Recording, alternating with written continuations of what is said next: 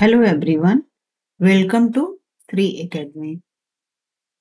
अगर आप पेपर 2 की तैयारी कर रहे हैं एसएसटी से, तो हमारे चैनल से जुड़ के आप पूरे एसएसटी को कवर कर सकते हैं। एसएसटी को मैंने 10 सेशन में कंप्लीट किया हुआ है। पूरा 6 to 8 एनसीईआरटी जो कि सीटेट के सिलेबस के अकॉर्डिंग है, उसको मैंने पूरा कवर किया हुआ है। और अगर पेपर 1 की तैयारी कर रहे हैं, ईवीएस पढ़ना चाहते हैं, तो भी हमारे चैनल से जुड़ के आप ईवीएस को अच्छे से कवर कर सकते हैं। तो आज का टॉपिक है हमारा न्यायपालिका। तो चलते हैं अपने टॉपिक की तरफ।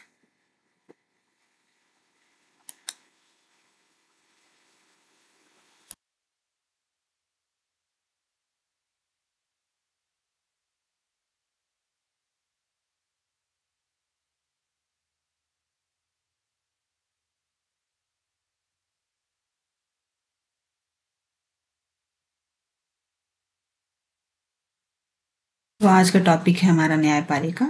तो इसको हम लोग अच्छे से पहले समझते हैं। देखिए, जो सरकार होती है, वो सरकार के 3 मुख्य अंग हैं, जो कि हमें संविधान द्वारा शक्तियों के बंटवारा में दिया गया है। ठीक है, अगर आप लोग संविधान पढ़ना चाहते हैं तो हमारा पहला ही टॉपिक पॉलिटी में संविधान है, जिसमें मैंने बताया हुआ है कि सरकार के मुख्य 3 अंग हैं, जिसमें सबसे पहले विधायिका है, दूसरा कार्यपालिका है और तीसरा न्यायपालिका है।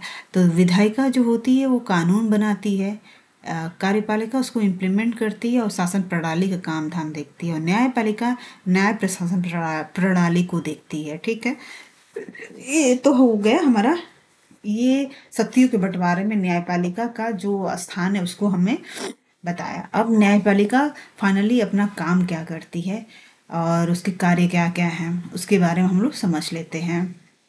इस पिक्चर में हमने भारत के सुप्रीम कोर्ट का पिक्चर लिया हुआ है, जो कि दिल्ली हमारे देश की राजधानी में स्थित है।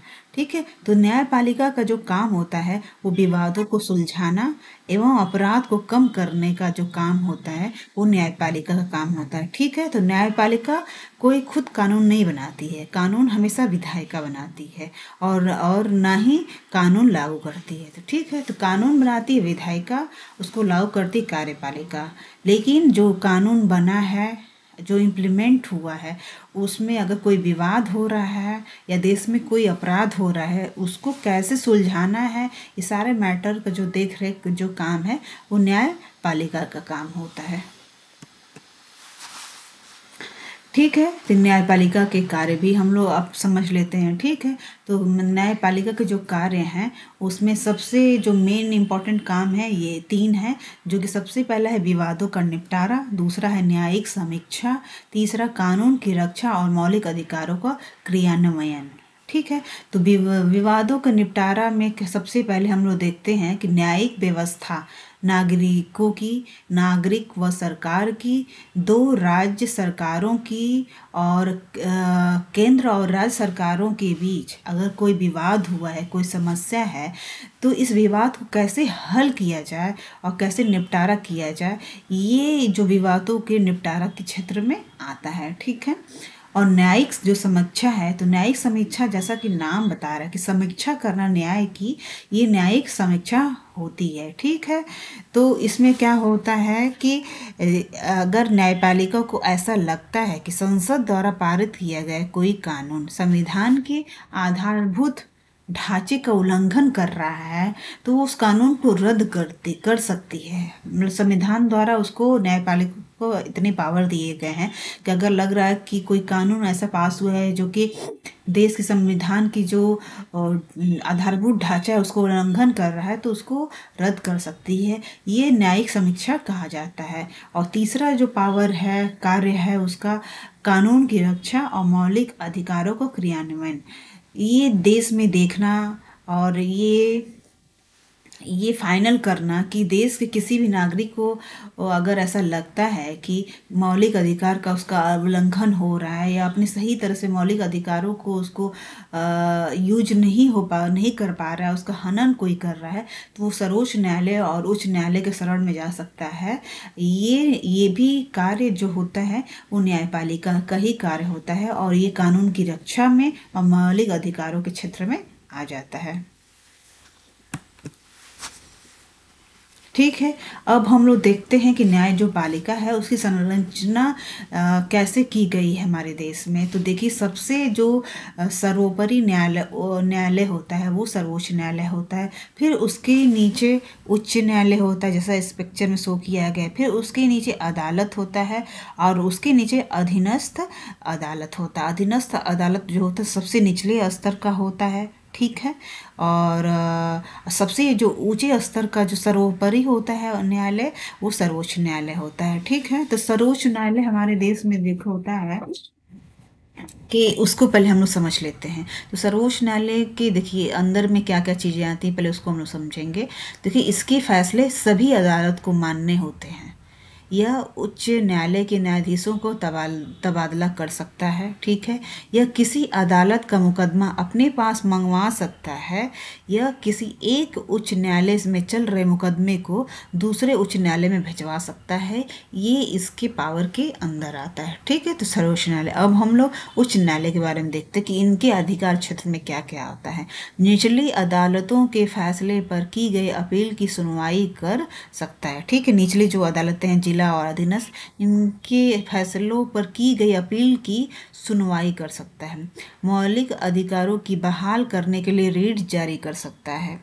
राज्य के क्षेत्राधिकार में आने वाले मुकदमों का निपटारा कर सकता है। और लास्ट, अपने अधीनस्थ अदालतों का पर्यवेक्षक और नियंत्रण करता है। ठीक है। अब हम लोग देखते हैं जिला अदालत के अंदर क्या क्या चीज़ें आती हैं। तो जिले में दायर मुकदमे की सुनवाई करता है। ठीक है। दूसरा, निचली अदालतों के फैसले पर की गई जो अपील की सुनवाई करती है। गंभीर किस्म के आपराधिक मामलों पर फैसला देती है। ठीक है। ये जिला अदालत का काम है। ये इनके अधिकार क्षेत्र में ये जो आते हैं। और सबसे निचला स्तर का जो अदालत होता है उसको अधीनस्थ अदालत कहते हैं। इसके अंदर फौजदारी और दीवानी किस्म के जो मुकदमे आते हैं उन पे विचार करना अधीनस्थ अदालत का काम होता है। ठीक है। अब भारत में अदालतों की जो संरचना है उसको तो हम लोगों ने एक देखा। हमने एक स्मार्ट वर्क से देखा कि कैसे, जो कि मैंने लिया हुआ है एनसीईआरटी से। उसमें पूरा हमने एक फिगर के थ्रू समझा कि कैसे कैसे से है उसके से। लेकिन इसको हम लोग ऐसे अपने आम भाषा में भी समझ लेते हैं। ठीक है। तो हमारे देश में तीन अलग अलग स्तरों पे अदालतें होती हैं। निचले स्तर पर बहुत सारी अदालतें होती हैं। सबसे ऊपरी स्तर पर केवल एक अदालत है। जिन अदालतों से लोगों का सबसे ज़्यादा ताल्लुक होता है उससे अधीनस्थ न्यायालय या जिला अदालत कहते हैं। जैसे हमने देखा पिछले में कि जिला अदालत थी और फिर अधीनस्थ थी। ठीक है। तो इसी से जो लोकल लोग होते हैं उनका मोस्टली लोगों का हमारे देश में जो ज़्यादा जनता है वो क्या है, 70% जनता पॉपुलेशन वो गाँवों में रहती है, छोटे छोटे कस्बों में रहती है। तो इसीलिए अधीनस्थ न्यायालय और जिला अदालत से लोगों का ज़्यादा ताल्लुक होता है। ये अदालतें आमतौर पे ज़िले या तहसील के स्तर पर या किसी शहर में होती हैं। ठीक है। शहर में होंगी या तहसील पे या किसी ज़िले में होती। ये बहुत तरह के यह बहुत ये बहुत तरह के मामलों की सुनवाई करते हैं। प्रत्येक राज्य जिले में बटा होता है और हर जिले में एक जिला न्यायाधीश भी होता है। ठीक है। तो जो राज्य होता है बहुत सारे जिलों में बटा होता है और हर जिले में एक न्यायाधीश भी होता है। ठीक है। प्रत्येक राज्य का एक उच्च न्यायालय होता है। ठीक है। देखिए, सर्वोच्च न्यायालय हमारे देश में जो है वो हमारे दिल्ली में स्थित है। ठीक है। बाकी हर राज्य में एक एक न्यायालय, सबसे ऊंचे लेवल पे जो राज्य में जो न्यायालय होते हैं उनको उच्च न्यायालय बोलते हैं। ठीक है। यह अपने राज्य की सबसे ऊंची राज्य की सबसे ऊंची अदालत जो होती है वो उच्च न्यायालय होती है। उच्च न्यायालय से ऊपर सर्वोच्च न्यायालय होता है। यह देश की सबसे बड़ी अदालत है सर्वोच्च न्यायालय, जो नई दिल्ली में स्थित है। देश के मुख्य न्यायाधीश सर्वोच्च न्यायालय के मुखिया होते हैं। ठीक है। सर्वोच्च न्यायालय के फैसले देश की बाकी अदालतों को मान्य होते हैं, जो कि हमने पीछे भी पढ़ा। ठीक है। मैंने जो पिक्चर लिया हुआ है वो सर्वोच्च न्यायालय का है, जो कि हमारे दिल्ली में स्थित है। ठीक है। तो अब हम लोग सर्वोच्च न्यायालय के बारे में थोड़ा सा देख लेते हैं। ठीक है। तो अभी हम लोगों ने देखा है जो सर्वोच्च न्यायालय है सबसे ऊंची न्यायालय है देश में, और इसके सारे फैसलों को दूसरे अदालतों को मानना होता है, और ये दिल्ली में स्थित है। और तीसरा, इसके न्यायाधीशों की जो नियुक्ति है होता है वो राष्ट्रपति द्वारा की जाती है। ठीक है, जिस सर्वोच्च न्यायालय के मुख्य न्यायाधीश की जो नियुक्ति होती है वो राष्ट्रपति द्वारा किया जाता है। अब हम लोग भारत के सर्वोच्च न्यायालय का क्षेत्राधिकार समझते हैं। ठीक है, तो उनके क्षेत्राधिकार में देखिए 3 चीजें आती हैं, मौलिक, अपीली, सलाहकारी। ठीक है, तो मौलिक में देखिए संघ और राज्यों के बीच के तथा विभिन्न राज्यों के आपसी विवादों का निपटारा किया जाता है। अपीली में दीवानी, फौजदारी तथा संवैधानिक सवालों से जुड़े अधीनस्थ न्यायालयों के मुकदमों की अपील पर सुनवाई करना अपीली के अंदर आता है। ठीक है, सलाहकारी में आता है जनहित के मामलों तथा कानून के मसले पर राष्ट्रपति की जो राष्ट्रपति को सलाह देना जो होता है ये इनका सलाहकारी के अंदर आता है। ठीक है, अब उसी चीज़ को उन्होंने और चीज़ों में और थोड़ा सा डिटेल में देते हुए आगे बढ़ाया है कि देखिए कि उसके अलावा जो चौथा है रीट में क्या होता है कि व्यक्ति के मौलिक अधिकारों की रक्षा के लिए बंदी, प्रत्यक्षीकरण, परमादेश, निषेध आदेश, उत्प्रेषण लेख तथा अधिकार परीक्षा जारी करने का जो अधिकार है वो रिट के अंदर आता है। फिर अपीली के अंदर एक चीज़ और विशेष अधिकार आता है, वो है भारतीय भूभाग के किसी एक अदालत द्वारा पारित मामले या दिए गए फैसले पर स्पेशल लेख पिटीशन के तहत की गई अपील पर सुनवाई करने की जो शक्ति है वो भी सर्वोच्च न्यायालय के एक विशेष अधिकार क्षेत्र में आता है, जो कि अपीले के अंदर आता है। अब हम लोग बात करते हैं कि ये जो न्यायालय है वो स्वतंत्र होना चाहिए। आपके हिसाब से क्या होना चाहिए, इसके बारे में हम लोग अभी डिस्कस करते हैं। देखिए, जो कोई भी कार्य प्रणाली है, अगर किसी को भी एक घर में भी अगर उसको कुछ जिम्मेदारियां दी जाती हैं तो उनको स्वतंत्रता देना भी जरूरी होता है। और जहां देश की न्याय प्रशासन की बात की जाए तो नेचुरल सी बात है कि यहाँ बड़ी ऑब्वियस सी बात है कि यहाँ न्यायालय को स्वतंत्रता तो हम नहीं देंगे तो फिर किसी भी मसले पे जो कि कई बार बहुत सेंसिटिव मैटर्स भी आते हैं तो फिर अपने सही से वो निष्पक्ष निर्णय नहीं दे पाएगी।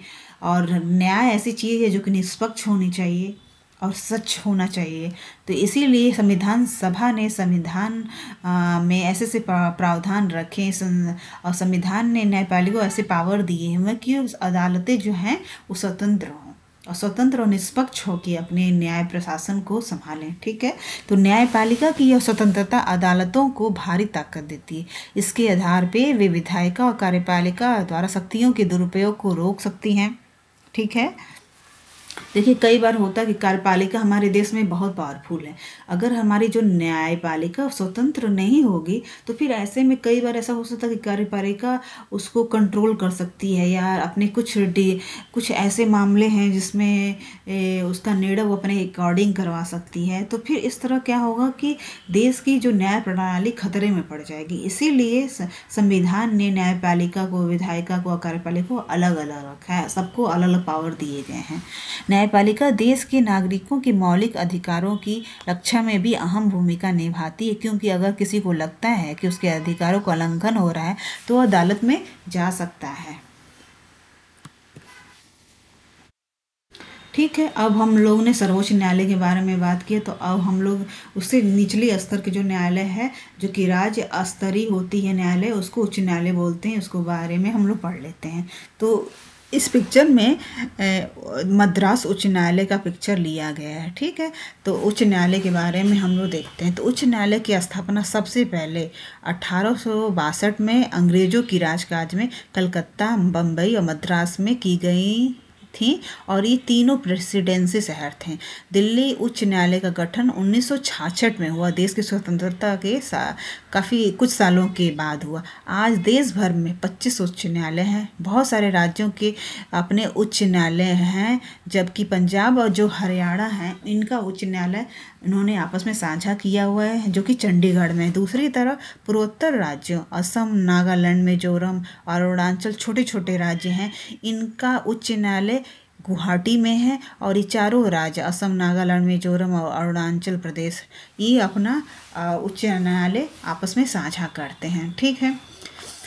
1 जनवरी 1919 में उत्तर प्रदेश, आंध्र प्रदेश और तेलंगाना में अलग अलग उच्च न्यायालय बने। ठीक है। ज़्यादा से ज़्यादा लोगों के नज़दीक पहुंचने के लिए कुछ उच्च न्यायालयों की राज्य के अन्य हिस्सों में खंडपीठ भी बनाए गए हैं, ताकि उच्च न्यायालय ज़्यादा से ज़्यादा हमारे जब देश में लोगों की पहुंच में रहेगी तो न्याय प्रशासन को संभालना आसान रहेगा। ठीक है। अब भारत के न्यायाधीशों की जो नियुक्ति होती है उसको हम लोग देख लेते हैं। एक्चुअली क्या होता है कि जो हमारे जो देखिए, हमने अभी बात की, शुरुआत में ही मैंने जैसे बताया है कि जब शक्तियों का बंटवारा किया गया तो सबको अलग अलग रखा गया। विधायिका अलग, कार्यपालिका अलग, न्यायपालिका अलग। तो इस न्याय प्रशासन भी अलग रहे, इसीलिए इनकी जो न्यायाधीशों की जो नियुक्ति होती है वो राष्ट्रपति द्वारा की जाती है। लेकिन सर्वोच्च न्यायालय के न्यायाधीशों की एक कमेटी है, उनके सुझाव के आधार पर राष्ट्रपति द्वारा किए जाते हैं। तो इसमें इसी बात को बताया गया है कि 1982 से 98 के बीच बार बार सर्वोच्च न्यायालय के सामने आया। शुरू में न्यायालय का विचार था कि मुख्य न्यायाधीश की भूमिका पूरी तरह से सलाहकार की है।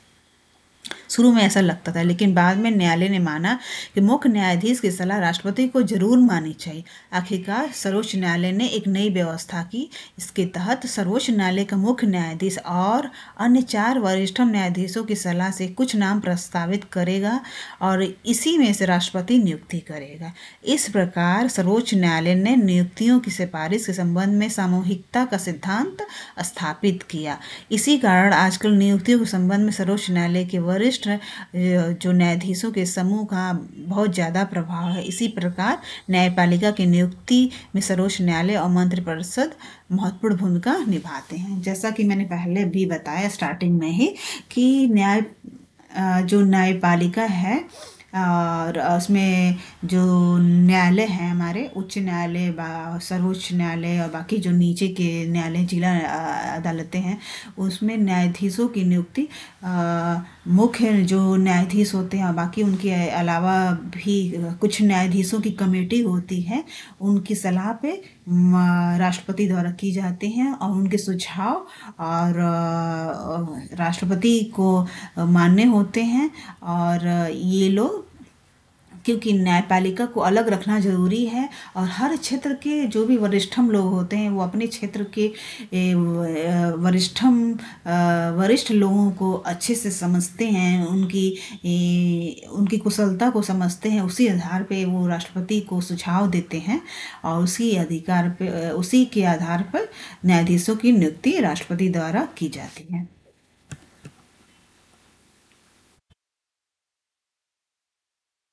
अब बात आती है न्यायाधीशों को हटाने का असफल प्रयास, तो इसके बारे में भी हम लोग थोड़ा देख लेते हैं।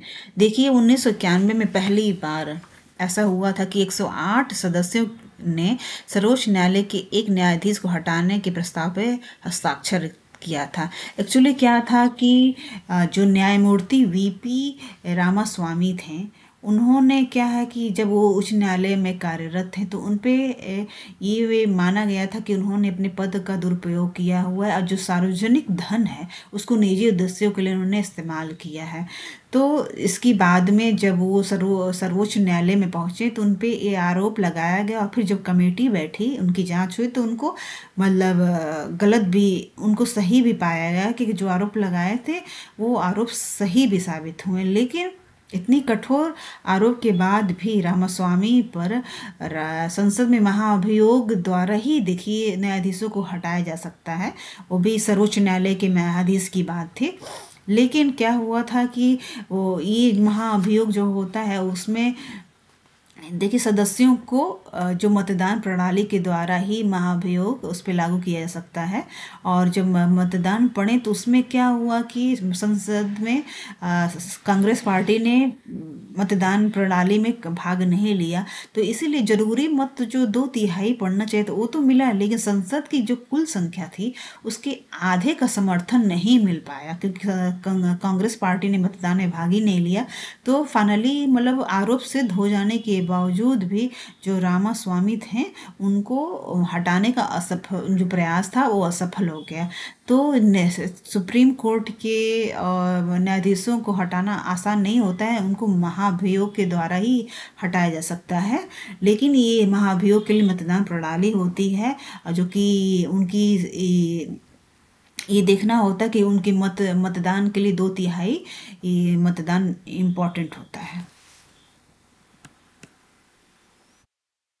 ठीक है। अभी हम लोगों ने अभी देखा कि जो अधीनस्थ अदालतें होती हैं, न्यायालय होता है, उसके अंदर 2 तरह की सुनवाई होती है, फौजदारी और दीवानी। तो फौजदारी कानून क्या होता है और दीवानी कानून क्या होता है उसको भी हम लोग समझ लेते हैं। ठीक है।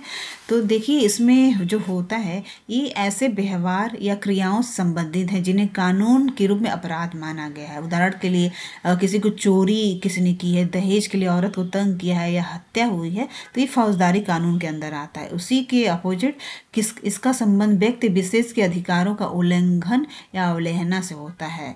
उदाहरण के लिए जमीन की बिक्री, चीज़ों की खरीदारी, किराया, तलाक आदि से संबंधित जो विवाद होते हैं वो दीवानी कानून के अंदर आते हैं। ठीक है। अब फौजदारी कानून में दूसरा पॉइंट है कि इससे सबसे पहले आमतौर पर प्रथम सूचना रिपोर्ट प्राथमिकी FIR, इसके लिए पहले FIR दर्ज करानी होती है, उसके बाद पुलिस अपराध की जांच करती है और अदालत में केस फाइल करती है। ठीक है। इसके अपोजिट दीवानी कानून में प्रभावित पक्ष की ओर से न्यायालय में एक याचिका दायर की जाती है और अगर मामला किराए से संबंधित है तो मकान मालिक या किराएदार मुकदमा दायर कर सकता है। और फिर फौजदारी में तीसरा पॉइंट है कि अगर कोई व्यक्ति दोषी पाया जाता है तो उसे जेल भेजा जा सकता है या उस पर जुर्माना लगाया जा सकता है, जबकि अदालत जो होती है वो राहत की व्यवस्था कराती है।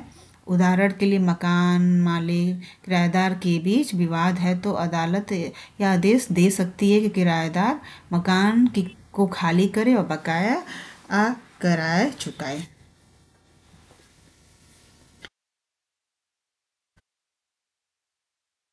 तो ये था आज का टॉपिक न्यायपालिका। Thank you so much.